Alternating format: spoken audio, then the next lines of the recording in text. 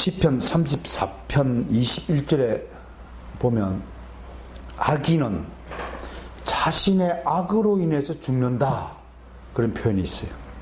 수원이하고 제가 새벽 기도를 하면서 은혜를 받았는데, Evil will slay the wicked. slay는 살해하다, 죽이다. 악이 악인을 죽인대요. 악인이 죽는 것은 자신의 악 때문에 죽는 것이지 누구의 탓도 아니라고 하는 말이에요. 근데 악인의 악이 뭐냐면, 악인들도 참 답답해요. 자기만 살면 되잖아요. 근데 악인들은 꼭 다른 사람을, 의인들을 넘어뜨려야 직성이 풀리는 존재인 거예요. 우리는 뭐 원수를 공격할 필요가 없잖아요, 그죠? 근데 우리의 원수는 의인을 꼭 넘어뜨린 술수를 계략을 한다는 거예요. 그게 악인이라는 거예요. 우리 속담에 그런 말이 있잖아요. 도둑이 제발 저린다. 악인은 자기 악으로 넘어지는 자를 악인이라고 시편 기준에 말했어요. 물론 우리 의인은 그런 악인들의 계략에 말려들지 않도록 주의를 기울여야 하지만, 악인들의 계략이 아주 주도 면밀하고 아주 전광석화 같이, 특히 요즘 같은 시기에는 뭐 사기술이 보이스피싱 같은 걸 보면 안 속아 넘어가는 게 이상할 정도예요. 요만하게 발달됐죠. 근데 이런 악인들의 계략은 기독교 역사상에서 또 성경 안에서 대략 3가지 형태로 나타납니다. 그걸 먼저 여러분에게 좀 소개할까 합니다. 첫 번째 전략이 사실을 부정하는 것입니다. Denying the fact입니다. 이 술책의 목적은 하나님과 그의 백성들에 대한 적대감을 심어주기 위한 것입니다. 거짓 세력이 오히려 우리 참된 세력을 두고 거짓말만 하는 세력이라고 몰아붙이는 겁니다. 100% 뒤집어 씌우기입니다. 진실을 영원히 가리고자 하는 뻔뻔하고 음흉한 술책입니다. 여러분, 이런 말 뒤집기, 뻔뻔함, 대표적인 사람들이 누군가요? 왜? 북한 놈들. 입만 열면 거짓말이요. 공갈 협박이고. 나 역사상에서 이런 정권이 존재했는지 양심도 없고, 지들이 공격을 해놓고 덮어 씌우고, 지들이 사람을 죽여놓고, 남한 전국에서 우리를 모략하기 위한 것이라고 하고, 전면 부인하고 발뺌하잖아요. 야, 연평도 포격했잖아요. 천안함 누가 격침시켰어요? 명백하잖아요. 그럼에도 정말 신기한 것은, 명백함에도 불구하고 다른 엉뚱한 소리 하는 사람들 보면 참 그 사람들의 정신세계도 참 궁금한 것이에요. 아마 미끄럼틀 위에 서서 똑바로 볼 수 없는 선천적인 한계를 가진 사람들인 것 같아요. 그런데 이 술책은요, 너무나 뻔한 것이라서 삼척 동자도 다 분간할 수 있는 것이라서 술책 중에 최하급에 속한다, 이렇게 평가를 받아요. 두 번째 술책이 뭐냐면 모방 전술이에요. Imitation Act예요. 가짜는 늘 진짜를 사모하고 부러워합니다. 그런데 진짜가 되려고 해보니까 이게 보통 쉬운 일이 아니야. 너무 힘든 거야. 진짜가 되려면. 공부를 열심히 해서 다 좋은 대학 가고 이렇게 인정을 받으면 좋은데, 사법고시를 탁 패스해가지고 검사가 되고 판사가 되고 변호사가 되면 좋은데, 이건 너무 힘들거든.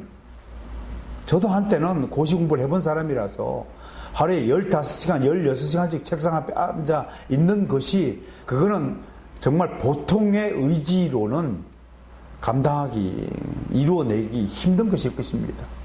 솔직히 독종들만 가능한 것이죠. 책을 쓰다 보면 정말 자신과의 싸움이 얼마나 지독해야 책을 한번 쓰는지를 실감합니다. 책 쓰는 사람 조심하세요. 독종들이에요, 사실은. 똑 좀 들어. 머릿속에는요, NC 야구가 몇 회, 머릿속에 뭐, 안타를 쳤을까, 아니까. 돌아다니면 그걸 참고 써야 돼요. 특히 성령의 조명을 받고 성령의 은혜를 받은 상태에서는 그때 그 글을 놓치면 영원히 잃어버린다는 조급함, 그 불타는 사명감 때문에 책상 앞에, 노트 앞에, 컴퓨터 앞에 앉으면 일어서지를 못하는 거예요. 그런데 가짜들은 그런 수고를 하기가 싫은 거예요. 땀을 흘리지 않는 거예요. 목사들도 좀 참고 세상 것을 좀 포기하고 이렇게 주의 말씀 연구에 몰입을 하면 누구라고 말은 안 했지만 이렇게 될 거 아니에요. 근데 게으름 안 하거든. 쉽게 하려고 하니까 설교도 베끼고 뭐 바쁘게 살다 뭐 세상 일에 지나치게 바쁘다 보면 그렇게 되는 거거든요. 그러니까 넘어지는 거예요. 그래서 속성으로 뭔가를 이루려고 하는 거예요. 목회에서 정규 과정이 있어요. 그 속성으로 만들어지는 거예요. 제품들도 속성, 인스턴트, 건강에 안 좋잖아요, 그죠? 그걸 하는 거예요. 근데 이 기술이요, 전교에서 진짜처럼 모방하는 거예요. 이 세상에서 가장 카피를 많이 당한 존재가 누구냐면, 모방을 많이 당한 존재가 누구냐면 기독교예요. 기독교보다 많이 모방을 당한 존재는 없습니다. 그 반대로 무엇을 증명하느냐 하면 기독교가 진짜이므로 가짜가 기독교를 흠모하기 때문에 자꾸 가짜들이 기독교를 모방하는 거예요. 그래서 기독교 이단들이 이렇게 많은 거예요.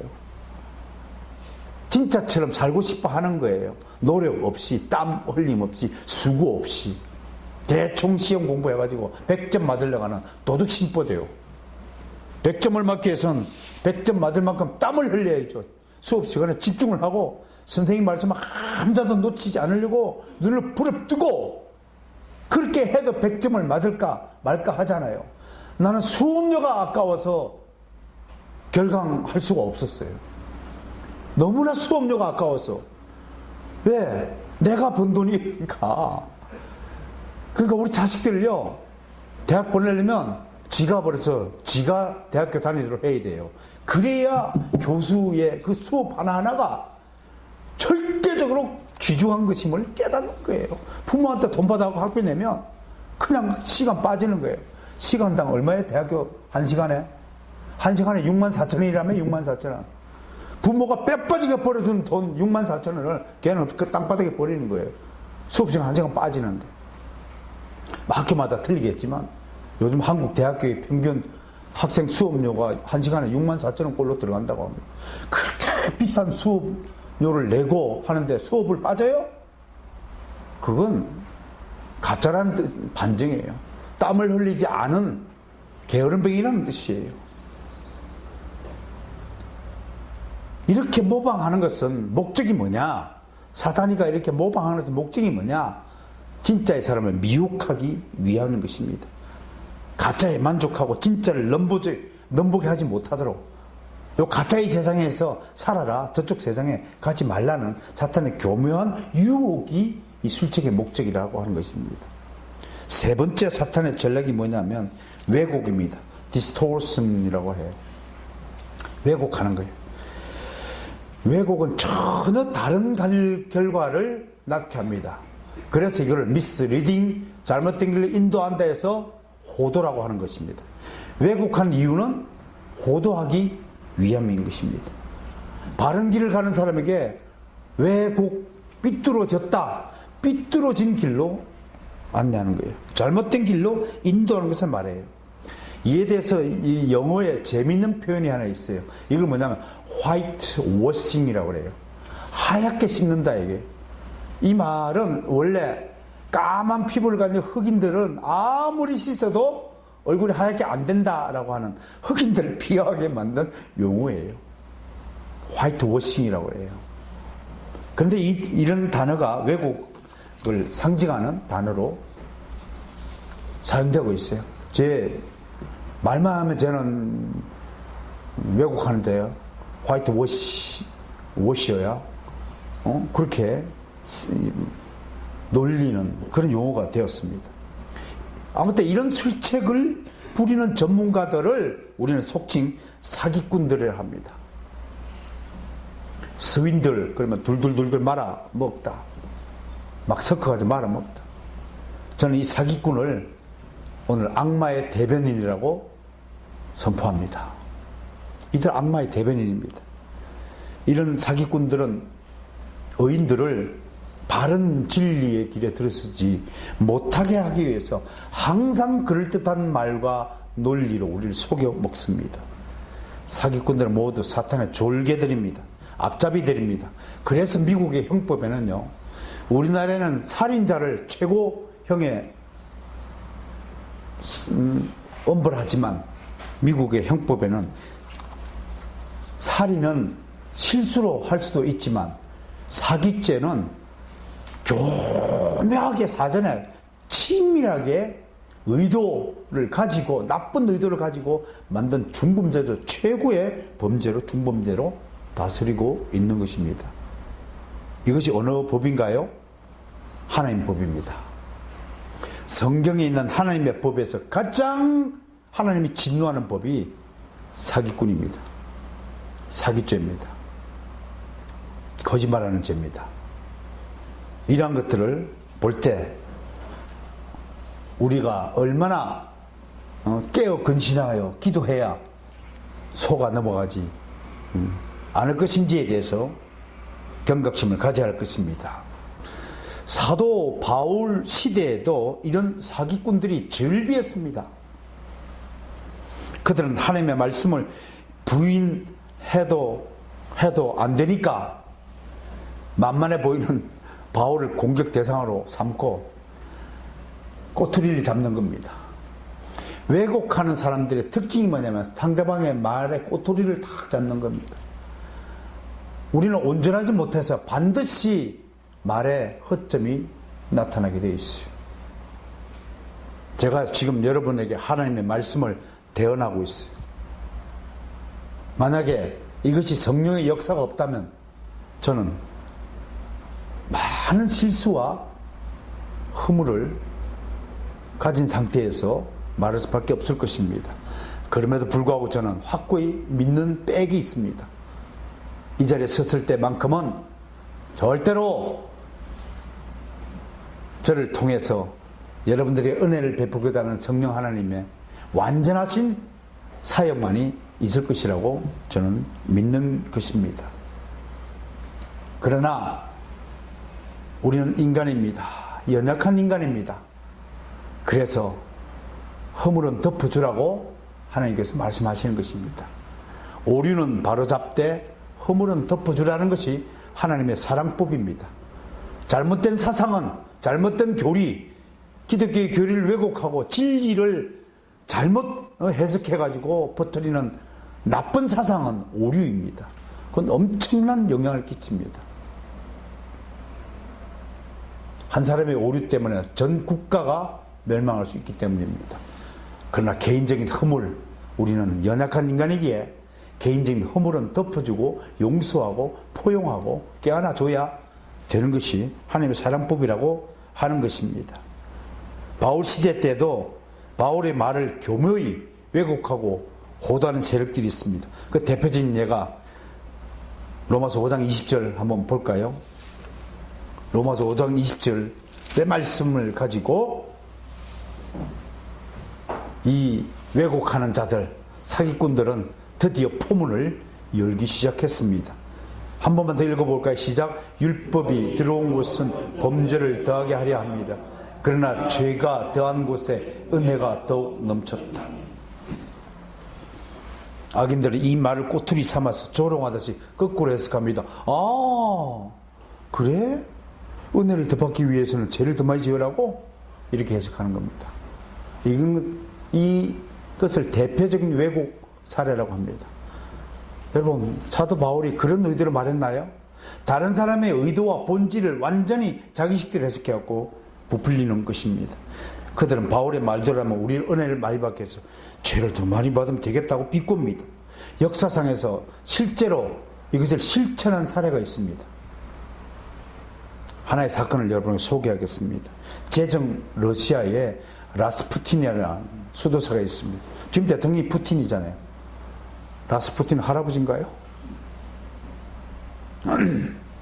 그는 마지막 황제 니콜라스 2세의 멘토이자 정신적 지주였습니다. 색강이었습니다. 이 황제가. 여자를 지나치게 밝힌 모양입니다. 그래도 양심이 있어서 가끔 라스푸틴 앞에 와서 자신의 죄책감을 토로하고 괴로워했습니다. 그러니까 라스푸틴 수도사가 이렇게 조언했다고 합니다. 전하, 성경에도 사람이 죄를 많이 지을수록 하나님의 은혜를 더 많이 받는다고 합니다. 그러니까 죄 짓는 일에 너무 슬퍼하지 마세요. 결국 러시아 왕국은 이 황제와 함께 역사상에서 사라지고 레닌 혁명을 맞아서 공산국가가 되었습니다. 한 사람의 왜곡된 논리, 한 사람의 왜곡된 교리, 이 한마디가 러시아의 왕국을 넘어뜨린 것입니다. 엄청나죠? 왜곡은 사실을 부정하고 진리를 호도하는 것임을 기억해야 할 것입니다. 바울은 이런 악의적인 시도들에 대해서 어떻게 대응합니까? 6장 2절 한번 읽어봅시다. 시작. 그럴 수 없느니라. 죄에 대하여 죽은 우리가 어찌 그 가운데 더 살리요? 한마디로 해요? No! Never! Never, never. 결코 그렇지 않다라고 단호하게 선포합니다. 은혜를 더 받기 위해서 죄를 더 지어도 된다는 그런 왜곡된 주장에 No! 그럴 수 없는 일이라고 선포합니다. 우리는 그리스도 합하여 이미 세례를 받았고 그리스도 연합한 자가 되고 그리스도가 죄에 대해 죽었으므로 동일하게 우리도 죄에 대해 죽었고 의에 대해서 다시 살아났으므로 우리는 이제 죄의 종이 아니라 의의 종이 되었다라고 선포하는 것입니다. 이 선포는 저는 승리의 선포다. 가장 기쁜 소식이다. 무엇보다도 저는 복음의 찬가다라고 명명하고 싶습니다. 저는 이 대목에서 이 사실을 선포하는 바울의 가슴이 어땠을까 묵상해 보았습니다. 얼마나 가슴 뭉클한 순간이었겠습니까? 이 감격이 느껴져야 할 것입니다. 정말로 당신은 감격한 마음으로 하나님을 찬양해야 할 것입니다. 저는 시편을 읽을 때마다 다윗이 얼마나 하나님을 찬양한 인물인지 알게 됩니다. 찬양은 하나님의 백성들의 의무입니다. 우리 시편으로 넘어가서 조금 찾아보겠습니다. 다윗이 얼마나 찬양을 강조하고 얼마나 찬양을 즐겨했는지 이런 대목들을 읽어보면서 우리는 과연 정말 어떤 자세, 어떤 마음가짐으로, 어떤 태도로 하나님을 찬양하는지 우리에게 주어진 찬송곡들이 있습니다. 이것들을 정말 얼마나 가사들을 곱씹어 보면서 음미하면서 하나님께 영광을 올렸는지 한번 돌아봐야 할 것입니다. 시편 33편부터 보겠습니다. 서너 구절을 찾아보겠습니다. 33편 찾으셨어요? 1절과 3절을 함께 봉독해 올립니다. 시작. 너희 의인들아 여호와를 즐거워하라. 찬송은 정직한 자들이 마땅히 할 바로다. 수금으로 여호와께 감사하고 열줄 비파로 찬송할지어다. 새 노래로 그를 노래하며 즐거운 소리로 아름답게 연주할지어다. 찬송 어떻게 하라고요? 아름다운 연주와 함께 정말 즐겁게 찬송하라 라고 우리가 가르치고 있습니다. 여호와를 즐거워하라. 기쁜 마음으로 찬송하라고 있습니다. 34편 1절 함께 읽습니다. 시작. 내가 여호와를 항상 송축하며 내 입술로 항상 주를 찬양하리로다. 송축 찬양 같은 뜻입니다. 노래로 하나님께 영광을 올려드린 것을 송축하는 것입니다. 일을 하면서도 흥얼거리세요. 어찌하여 이 무거운 짐을 나에게 부어주셨나. 아니, 그렇게 한탄하면서 하나님 내 짐을 가볍게 하옵소서. 어찌하여 내 주머니가 항상 이렇게 텅 비어 있나요? 나 그렇게 노래합니다. 그래서 어찌하여 그렇고, 어찌하여 우리 아레일 교회가 이렇게 비어 있나요? 하나님 채워주소서. 아니, 글 쓰면서 노래하면서 이게 송축하는 거예요. 항상 여호와를 송축하는 거예요. 새 노래를 지어서 부르니까 여러분 마음대로 지어서 불러보세요. 다음 거 하나 볼까요? 66편으로 넘어갑니다. 66편 1절과 2절 한번 넘어가 보겠습니다. 자, 이제 사람만 찬양하는 게 아닙니다. 여기 보면 시작. 온 땅이여 하나님께 즐거운 소리를 낼지어다. 그의 이름의 영광을 찬양하고 영화롭게 찬송할지어다. 온 땅들도 온 세상도 하나님을 찬양하라. 그렇게 노래하고 있습니다. 마지막을 하나 더 보겠습니다. 67편 가보겠습니다. 67편 3절 보겠습니다. 시작. 하나님이여 민족들이 주를 찬송하게 하시니 모든 민족들이 주를 찬송하게 하소서. 이제 개인만 찬송하는 것이 아니라 온 민족이 하나님을 찬송해야 된다고. 그런 날이 오겠죠.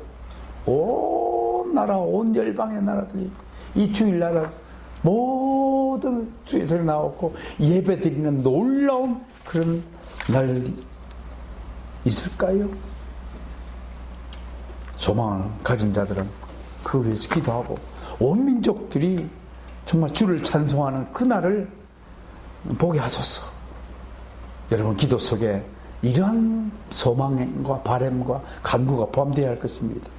사랑하는 성도 여러분, 오늘도 이런 감격스러운 마음가짐으로 하나님께 나와 찬송하고 하나님의 말씀을 즐겨 들으시길 축원합니다. 은혜의 밭에 은혜의 단비가 내립니다. 심령이 메마른 자에겐 하나님의 성령의 은혜가 임하지 않습니다. 찬송이야말로 심령을 기름지게 하는 가장 아름다운 도구다라고 저는 생각합니다.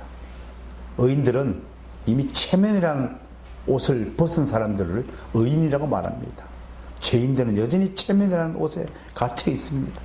우리가 찬송의 입술을 열 때마다 여러분 다윗이 그 백성들 앞에서 왕의 체면을 다 벗어버리고 막 춤을 추었듯이 우리가 찬송을 할 때마다 하나님도 일어서서 보좌에 앉아서 춤을 추실 것이라고 저는 상상한 것입니다. 거칠게 던져버리세요. 체면 따위 개한테 주십시오. 그리스도에겐 체면이 없습니다. 예수 믿는 사람과 예수 믿지 않는 사람의 차이가 뭔 줄 아세요? 예수 믿는 사람은 체면의 옷을 다 벗고 거듭났기 때문에 부끄러움이 없는 것입니다. 그래서 다른 사람에게 먼저 인사하는 겁니다. 안녕하세요. 누구든지. 왜? 내 마음이 즐거우니까요. 내 마음이 행복하니까요. 내 속에는 주의 성령의 단비가 풍성히 내리니까요. 그래서 물 한 잔 먹고 가세요. 먼저 하는 것입니다. 그것이 그리스도의 사랑으로 나타나는 것입니다. 성령의 사람이 아니면 그리스도의 사람이 아닙니다. 성령이 나 안에 있지 않으면 그건 아무 소용이 없습니다. 사랑 아무리 100번 강조해도 내 의지로 사랑하겠다 100번 해도 성령께서 내게 은혜를 주지 않으면 아무 소용이 없습니다.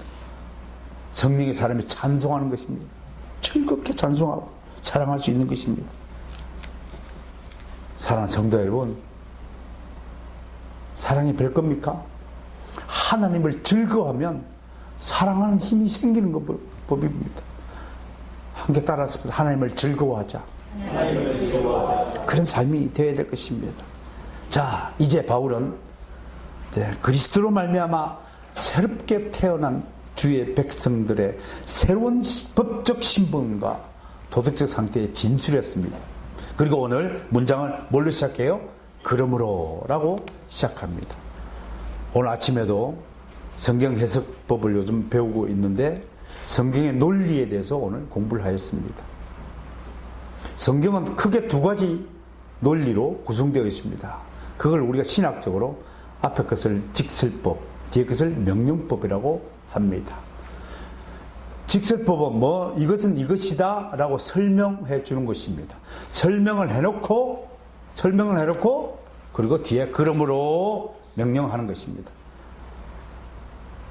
이러는 것입니다. 출애굽기를 통틀어서 이야기하자면 나는 너희를 애굽의 종된 삶에서 이끌어낸 주 너희의 하나님이라 라고 설명한 것을 직설법이라고 말합니다. 그래놓고 그러므로 너희는 다른 신을 섬기지 말라라고 명령하는 것을 직설법과 명령법 체계라고 성경의 논리를 그렇게 설명하는 것입니다.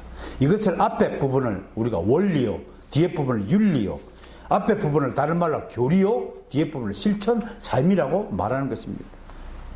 그러니까 교리 없는 신앙은 애초에 존재하는 것이 아닙니다. 성경의 논리를 벗어난 것입니다. 사도 바울의 모든 진술이, 사도 바울의 모든 편지가 왜 정경화되었느냐. 다른 사도들도 편지도 있는데 왜 사도 바울의 서신서들만 우리 성경에 포함됐냐 하냐면 사도 바울은 철저하게 이 직설법과 명령법이라는 성경의 논리를 가지고 성경을 자신의 계시를 진술했기 때문인 것입니다. 자, 로마서를 크게 두 편으로 보면 1장부터 11장까지는 교리에 대한 설명입니다. 직설법입니다. 그리고 12장부터 16장까지 그러므로 이렇게 해야 한다라는 당위성을 주장하는 명령법의 삶을 이렇게 살아야 한다라고 하는 것을 설명하고 있습니다. 이것이 큰 구조입니다. 물론 앞에 또 11장 안에도 작은 또 구조가 있습니다. 작은 구조로 직설법과 명령법이 있습니다.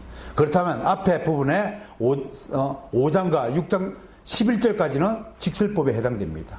그리고 오늘 12절, 13절은 또 명령법에 해당됩니다. 자, 앞에 분. 그러니까 그러므로라는 것은 명령법의 도입이라는 사실을 분명히 알게 됩니다. 교리를 설명했습니다. 우리가 법적으로 이제 어떤 신분이라고요? 교리적으로 우리는 새로운 생명을 가진, 새 생명을 가진 새로운 신분을 존재다라고 설명을 하였습니다. 그러므로 이제는 이렇게 살아야 한다. 그것을 12절, 13절 너희는 죄가 너희 죽을 몸을 지배하지 못하게 해요. 몸의 사역에 순종하지 말라. 육체의 소욕에 이끄는 삶을 살면 안 된다라고 처음에 우리에게 경고합니다. 권고합니다. 우리의 삶을 되돌아보지요. 우리는 분명히 성령의 소욕에 이끌려 살아야 하는 당위성에 대해서 충분히 알고 있습니다. 그럼에도 우리의 육신은 먹고 자야 되고 쉬어야 되고 또 일해야 되고 움직여야 되고 또 배고프면 채워야 되는 것이 육체입니다. 근데 그 육체의 소욕은 이 몸이 필요로 하는 것들을 의미하는 것이 아닙니다. 육체의 도구가 죄의 도구로 사용되는 것을 따르지 말라, 행하지 말라라고 오늘 말하고 있는 것입니다. 그것을 13절에서 너희 자신을 죄에게 주지 말라라고 다시 한번 설명하는 것입니다. 죄에게 주지 말고 우리 육체의 일을 누구한테 드리냐? 하나님께 드리라. 여러분들이 지금 이 주일날 이 성전에 나온 이것이 육체의 일, 하나님께 드려진 육체의 일이라고 하는 것입니다.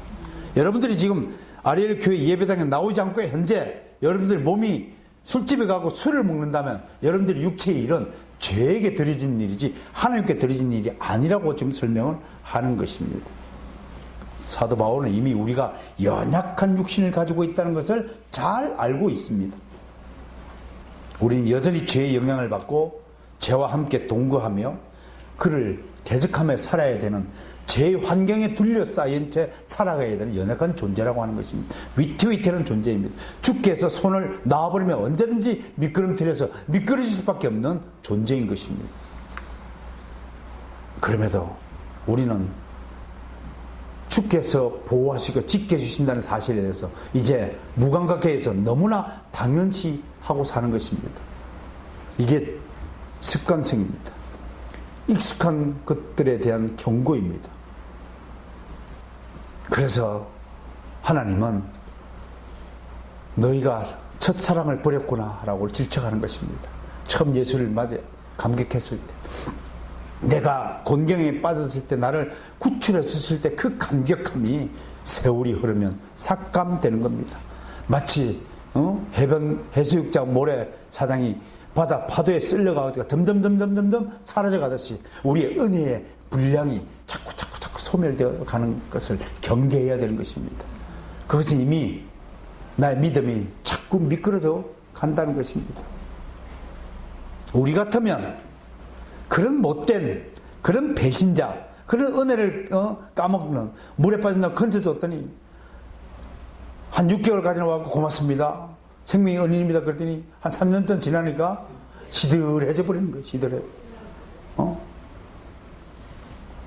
시들해지는 거예요. 제자들도 막 졸업한 해놓고 한 3년째까지는 스승한 찾아와요. 학교로 하고 3년 지나면 어떻게 돼요? 찾아오는 녀석 한 녀석도 없습니다. 우리가 그런 존재라는 거예요. 우리가 그게 죄의 종이에요. 그걸 경계해야 되는 거예요. 우리 같으면 얄미워서라도 잡았던 손을 확 놔버리겠어요. 네 맘대로 살아라. 그러나 하나님은 지켜는 보지만 그러나 붙잡은 손은 절대로 놓지 않으시고, 그게 견인이라는 거예요. 견인. 이 견인이 얼마나 감사한 일인지를 정말 다시 한번 감격으로 받아들여야 됩니다. 손을 잡았던 손 나와버리면 내 인생 끝나는 겁니다. 여러분, 예수님의 비유 중에서 집을 나간 탕자 비유 다들 아실 것입니다. 탕자가 집을 나갔어요. 그 탕자는 집을 나가서 속된 말로 개고장을 하였습니다. 가지고 있던 것 모든 것을 다 잃었습니다. 돼지처럼 살아야 했습니다. 그는 이제 하나님이 자기를 떠났다고 생각했습니다. 그러나 여러분, 그가 다시 돌아오게 된 결정적인 계기는 뭐냐면, 하나님이 끝까지 잡은 손을 놓지 않았기 때문이라는 사실을 잊지 말아야 합니다. 우리 자식들 중에서 말 안 듣는 자식이 있습니다. 그럼에도 우리는 인간적으로 섭섭하고 못돼 먹고 정말 이기적인 녀석이구나 생각될지라도, 그에게도 하나님이 잡은 손이 있을 것이다는 그 마지막 실핏줄 같은 가능성을 놓치면 안 됩니다. 그것이 하나님의 바람입니다. 그래서 기도하는 것입니다. 하나님, 저희도 내가 믿지만 저희도 하나님이 낳은 자식이라는 사실을 내 스스로 인정할 수 있도록 성령님 역사해 달라고 간구해야 되는 것입니다. 내 힘으로는 미운 사람 사랑할 수 없다는 사실을 인정해야 합니다. 그럴 때 성령께서, 그리고 인정한과 동시에 강력하게 성령님 내 마음을 뜯어고쳐 나를 거듭나게 해달라고 간청해야 하는 것입니다. 그 간청함이 뜨겁고 정말로 강도가 셀수록 하나님의 응답이 놀라울 정도로 일어날 것입니다. 우리가 얼마나 하나님을 배신한 자인지 오늘 이 시간 기억해야 합니다. 그럼에도 자비하신 그 하나님의 사랑은 결코 나를 포기한 적이 없다는 사실을 또한 함께 잊지 말아야 합니다. 여러분, 은혜가 먼저지, 은혜가 있고서야 감사가 있는 것입니다. 은혜 다음에 감사입니다. 여러분들이 감사가 느끼지 못하는 것은 하나님의 은혜를 까먹었다는 반증이 될 것입니다. 이것이 오늘 사도 바울이 그러므로 라는 말씀으로 시작한 이유인 것입니다. 우리는 분명히 아직 완전하지 못합니다. 우리는 절대로, 그러나 이제는 더 이상 고의적으로 살인하는 범죄를 저지를 수 없는 상태가 되었다는 사실 또한 확신해야 됩니다. 허물들, 조그만 실수들을 할 수 있지만 결정적인 범죄, 구원받지 못할 결정적인 범죄는 절대로 하나님이, 우리 성령님이 범하지 못하도록 지켜주신다는 사실을 기억하시길 바랍니다. 이것이 은혜인 것입니다. 이것이 구원받은 백성의 특권인 것입니다. 그러므로 여러분, 같은 구원받은 사람들이 죄를 짓더라도 이 죄는 하나님의 보시기에 멸망에 이를 죄는 아니구나 라고 인정해야 될 것입니다. 그냥 허물입니다. 우리는 그 허물을 용서하고 나도 저런 허물을 지을 수 있다라는 공범죄 의식을 가지고 포용하고 용서해야 될 것입니다. 이것이 은혜 아래에 사는 것이라고 말할 수 있습니다. 은혜는 이 세상에 속한 것이 아닙니다. 은혜는 초자연적인 것입니다. 한 사람의 성도가 은혜 받았다고 하는 것은 다른 말로 이렇게 이야기할 수 있는 것입니다. 하나님께 은혜를 받았다라고 말하는 것은 절대로 이 은혜는 이 세상이 줄 수 없는, 오직 하나님만이 줄 수 있는 선물을 받았다라고 말하는 것과 같은 것입니다. 그것이 은혜입니다. 세상은 나에게 은혜를 줄 수 없습니다. 달라스 신학교라고 강해설교를 가르치는 학교로 유명합니다. 성경 원어 가르치기로 유명한 학교. 이 설립자 이자 초대 총장이 루이스 스페리 체이프 박사, 81세로 운명의 직전에 마지막으로 이렇게 설교를 했다고 합니다. 여러분, 나는 전 생애를 바쳐서 하나님의 은혜를 공부했습니다. 그런데 죽기 직전 지금에야 그것을 조금 이해하기 시작했습니다. 여러분, 그것은, 은혜는 정말 위대합니다. 그게 마지막 설교였다고 합니다. 사랑하는 성도 여러분, 하나님의 은혜가 얼마나 위대한 것인지를 잊지 말아야 합니다. 이제 사도 바울은 그 다음 9절부터요, 15절부터 은혜 받은 사람들에게 다시 한번 강한 어조로 너희들의 정체가 뭐냐? 다시 한번 설명합니다.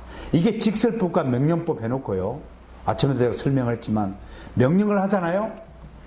그러면 사람들의, 대부분의 사람들이 어떤 반응을 보이냐면 옳긴 노른다 하기 싫은 거예요.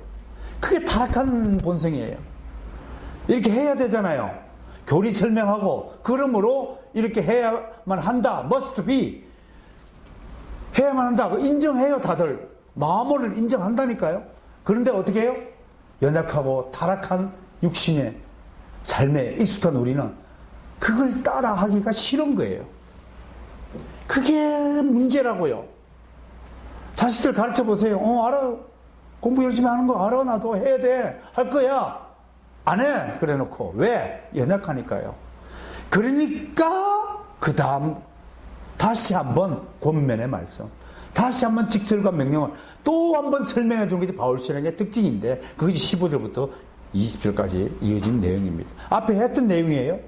그리고 또 설명을 하는 거예요. 왜? 명령을 수행해야 될 사람이 자발적으로 기쁜 마음으로 이 일을 수행하기를 원하는 하나님의 원함이 있기 때문에 그렇게 하나님의 말씀을 설명해 가는 것이 바울신학의 핵심이라는 것도 참고적으로 알아두시면 좋겠습니다.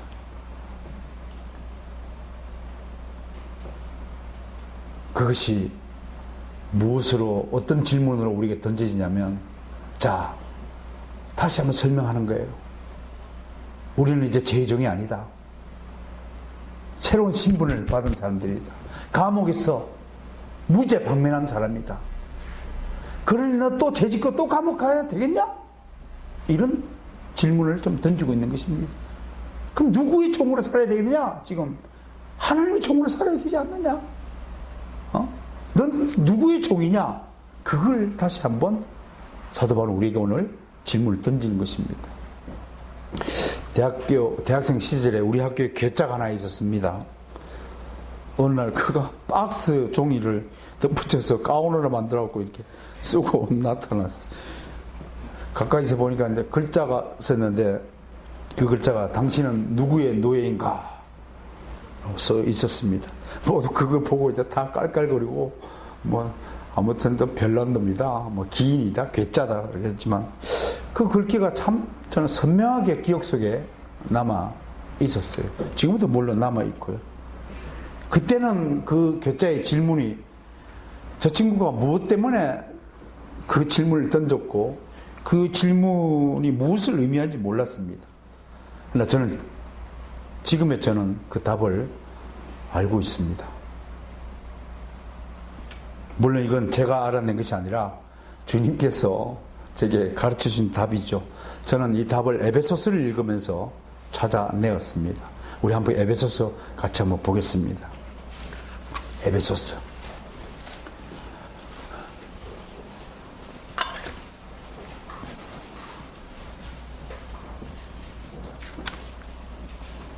전에는 우리가 어떤 사람이었는지 에베소서 2장 2절 3절 볼까요? 뭘로 시작돼요? 그때에, 그죠? 시작. 그때에 너희는 그 가운데서 행하여 이 세상 풍조를 따르고 공중의 권세 잡은 자를 따랐으니 그 지금 불순종의 아들들 가운데서 역사하는 영이라. 전에는 우리도 다 그 가운데서 우리 육체의 욕심을 따라 지내며 육체와 마음에 원하는 것을 하여 다른 이들과 같이 본질상 진노의 자녀들. 전에는 우리가 신분이 뭐였어요? 진노의 자녀 또는 공중 권세 잡은 자를 따른 불순종의 아들, 이렇게 설명할 수 있겠죠. 전에 우리 신분이 그래요. 전에. 그런데 이제는 어떤 신분입니까? 이제는 우리 2장 13절부터 읽어가야 되는데 19절까지 길게 한번 다 읽어봅시다. 2장 된 거 19절까지. 누가 한번 대표로 헌신해 주시겠습니까? 누가 한번 읽겠습니까? 김수환 군께서 한번 큰 소리로 한번 대표해서 헌신해 주시기 바랍니다. 시작. 이제는 전에 멀리 있던 너희가 그리스도 예수 안에서 그리스도의 피로 가까워졌느니라. 그는 우리의 화평이신지라. 둘로 하나를 만드사 원수된 것 곧 중간에 막힌 담을 자기 육체로 하시고 법정으로 된 계명의 율법을 폐하셨으니 이는 이 둘로 자기 안에서 한 새 사람을 지어 화평하게 하시고 또 십자가로 이 둘을 한 몸으로 하나님과 화목하게 하려 하심이라. 원수된 것을 십자가로 소멸하시고 또 오셔서 먼 데 있는 너희에게 평안을 전하시고 가까운 데 있는 자들에게 평안을 전하셨으니 이는 그로 말미암아 우리들이 한 성령 안에서 하나님께 아버지께 나아감을 얻게 하려 하십니다. 그러므로 19절. 그러므로 이제부터 너희는 외인도 아니요 나그네도 아니요 오직 성도들과 동일한 시민이요 하나님의 권속이라. 아멘. 이제는 우리 신분이 뭐라고요? 외인이라고요? 아니에요. 하나님의 권속, 성도들이 동일한 하나님의 나라의 시민이에요. 이게 바뀌어진 신분을 이렇게 정확하게 기술한 곳이 없습니다. 저는 이 구절 읽으면서 그때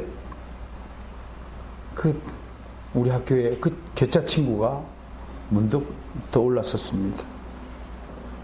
여러분, 그럼에도 우리는 이 한 가지를 기억하고 살아야 됩니다. 모든 인간은 반드시 무엇을 섬기고 사는 존재라는 사실을 잊지 말아야 합니다. 오늘 사도 바울은 본문을 통해서 무엇을 섬길 것인가? 라는 질문을 우리에게 던집니다.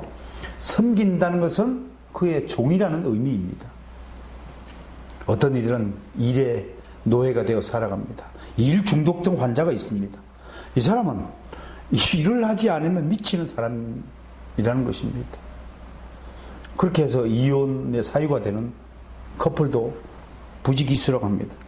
분주하게 살고 정열적으로 살고 잠시도 핸드폰을 손에 놓지 않고 살고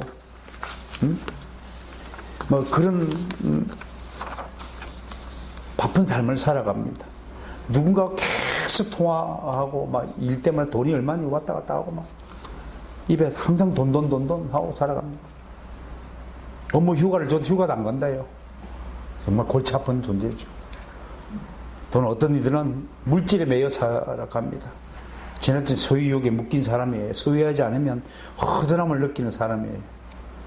반드시 갖고 싶은 것을 가져야 직성이 풀리는 사람들이 있어요.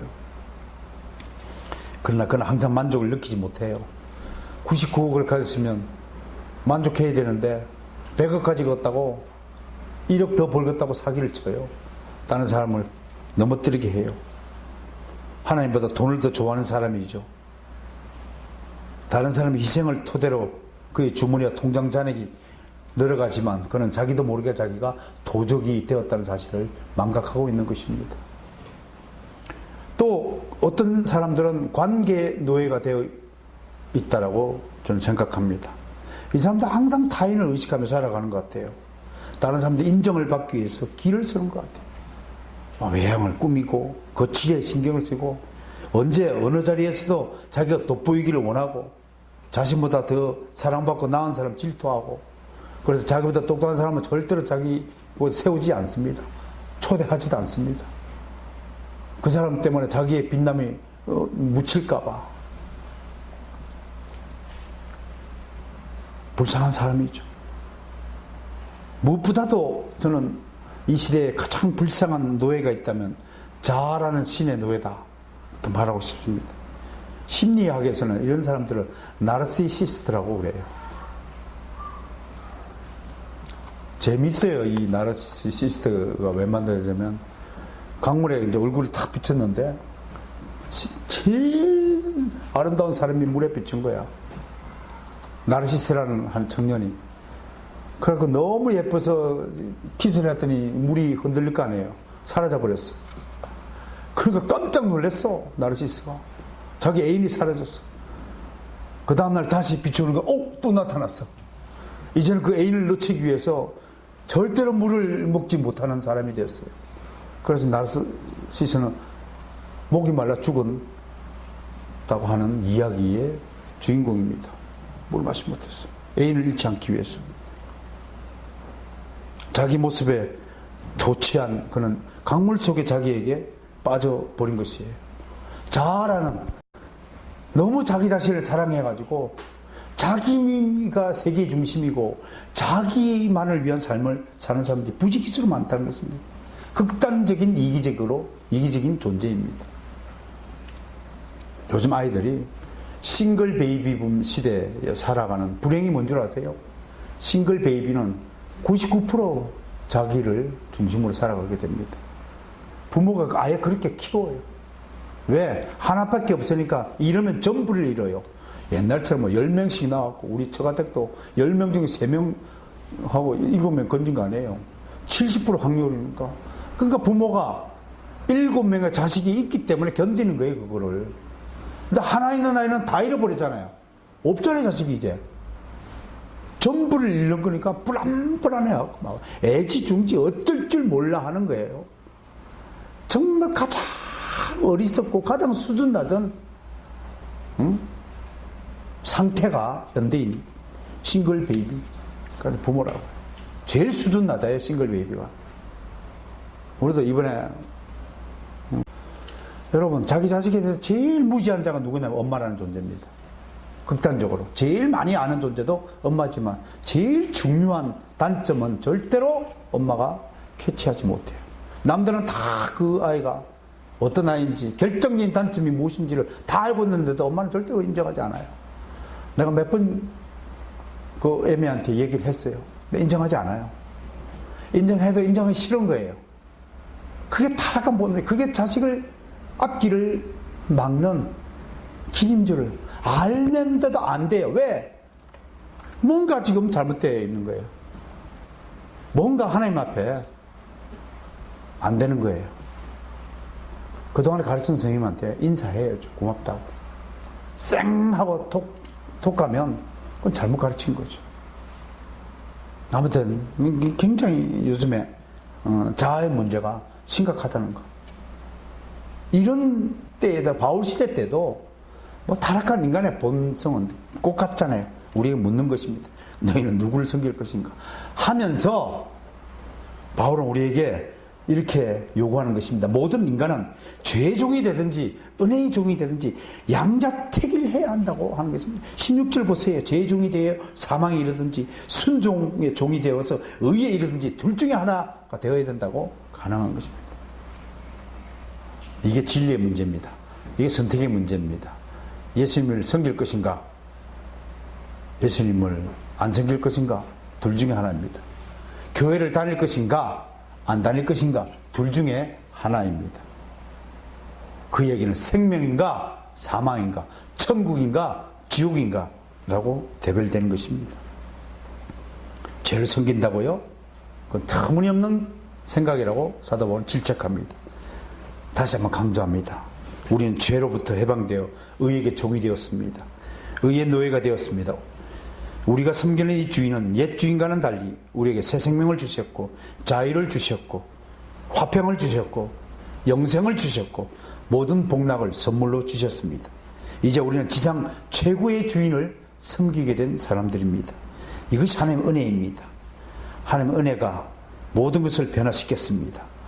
우리를 의롭게 하여서 의의 종으로 살게 하였습니다. 의의 종은, 이 삶의 주인은 거룩하신 분입니다. 그러므로 우리도 거룩하라고 오늘 21절에서 거룩한 삶, 거룩한 열매, 하기아스모스를 요구하였습니다. 따라서 합시다. 하기아스모스. 이것이 우리에게 요청되는 거룩한 삶을 나타내는 대표적인 단어가 될 것입니다. 거룩한 삶, 하기아스모스를 지향해야 할 것입니다. 이것은 성경에서 거룩, 순결, 성화의 뜻으로 풀이됩니다.